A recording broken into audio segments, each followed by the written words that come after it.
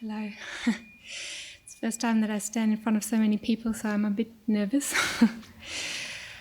I guess I represent one of those, I suppose, many women who hold trauma from their childhood and have a pain body and have experienced how beautiful the connection with Source can be and how healing it can be. And so at the moment I am going to, well, I've been contemplating a lot on the different energies that we hold, so two of them, so the divine feminine and the divine masculine. And also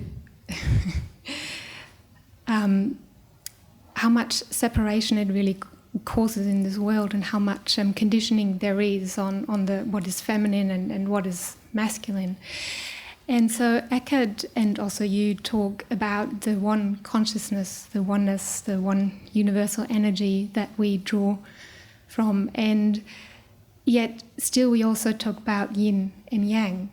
And so I am just a little bit confused about, so I am a woman, also the label says, and in my form.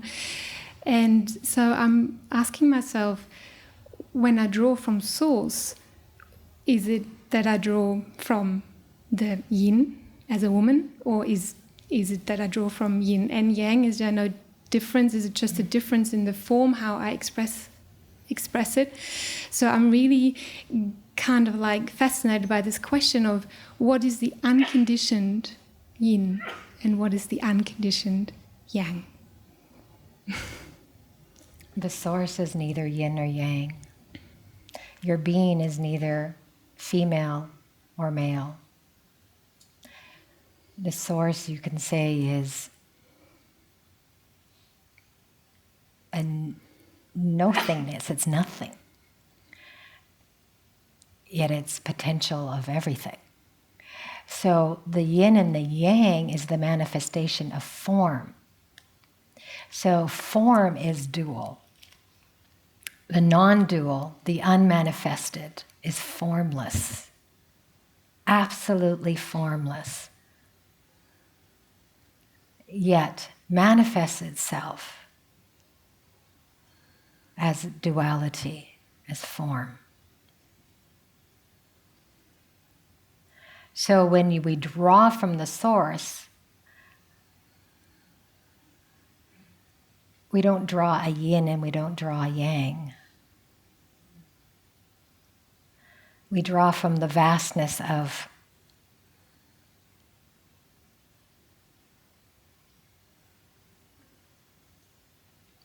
the Tao that cannot be named, cannot be described. But yet we use pointers and we have these words, these limited words, that we can point to this Source and point to who we are that is beyond the form. And I may use the words like yin, all the yin qualities, in order to be able to access stillness. So that the spiritual words to use are like yin qualities. So if you can imagine, so we have yin. Yin is the female, which is always, and you can imagine the mountains all around, and we have a mountain and you have a valley. And the feminine represents that valley, which is that, not the form here, but just the space here. And the yang, the masculine, represents that which exists. So it's almost like we need this duality in order to be able to see ourselves. So in other words, and I've said this before, if the whole world were the color green, we wouldn't know what green was. We just wouldn't know it. But we have these differences, the opposites, and everything in this manifested world is opposite. We have male trees, we have female trees, although I can't tell the difference, but there are. You know, so it's all opposite. We just wouldn't know it.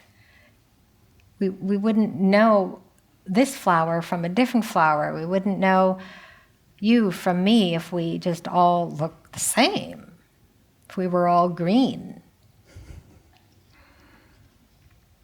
So the source that we draw, you go beyond any concepts, any words, because really there are no words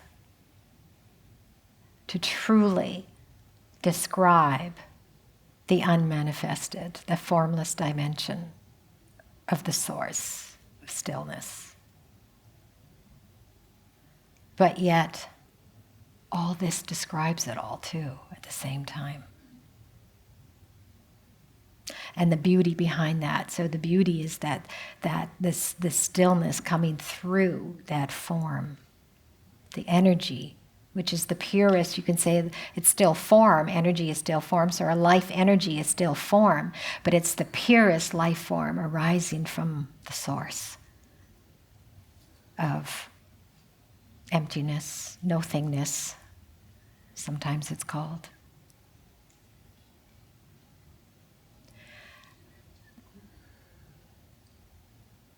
And that's where we go to. We go to that source of no words. No description. No form. Yet it's here within. It's here outside. It's neither in or out. But we sense it. Without our forms, we probably would not even be able to sense it. Because we are it. But we get a chance, an opportunity to sense with our human bodies. Not only here, but inside. That space inside us senses the space, the bigger space.